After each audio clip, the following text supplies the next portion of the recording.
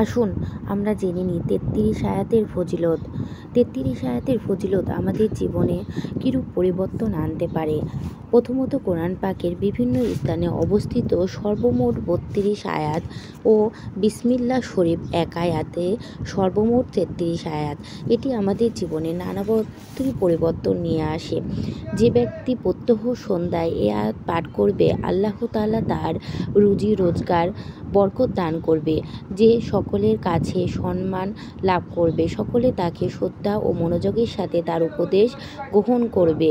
এই আয়াতগুলো পাঠ করে কোনো অদৃশ্য বিষয়ে অবগত হতে চাইলে, যেমন বিদেশে অবস্থানরত কোনো আত্মীয় স্বজন কেমন আছে তা জানার জন্য নিয়ত করেও এই আয়াত ৩ দিন পাঠ করলে শেষ দিনের রাতে স্বপ্নযোগে আল্লাহ অবশ্যই আমলকারীকে তা জানিয়ে দিবে। এই আয়াতের কত যে মহত্ব তা আমরা বলে শেষ করতে পারবো না। এক বৃদ্ধ লোকের পক্ষাঘাত রোগ হলে আমি ৩৩ আয়াত পাঠ করে তার উপরে ফুঁক দিলে আল্লাহর ইচ্ছায় বৃদ্ধ লোকটি তার পক্ষাঘাত রোগ হতে মুক্তি পায়। তাছাড়া যে ব্যক্তি এই ৩৩ আয়াত ভক্তির সাথে পাঠ করবে, আল্লাহ তাআলা তার সকল নেক মকসুদ পূরণ করে দিবে এবং সে নিরাপদ কালযাপন করতে পারবে। সে সবসময় আল্লাহর রহমতের মধ্যেই থাকতে পারবে। এছাড়া আরও রয়েছে, যে ব্যক্তি এই আয়াতগুলো সকাল বিকালে পাঠ করবে তার আর্থিক উন্নতি লাভ হবে। গরিব ব্যক্তি যদি বিশেষ নিয়াতে আয়াতগুলো তেলাওয়াত করে তাহলে মালদার হবে, আর অসুস্থ ব্যক্তি পাঠ করলে রোগ হতে মুক্তি পাবে।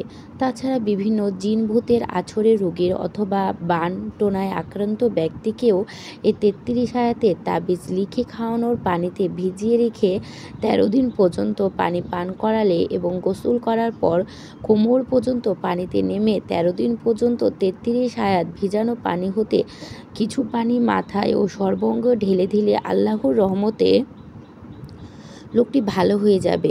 একটি তাবিজ ব্যবহার না হলেও তাছাড়াও এর যে কত মহত্ব আমরা বলে শেষ করতে পারবো না।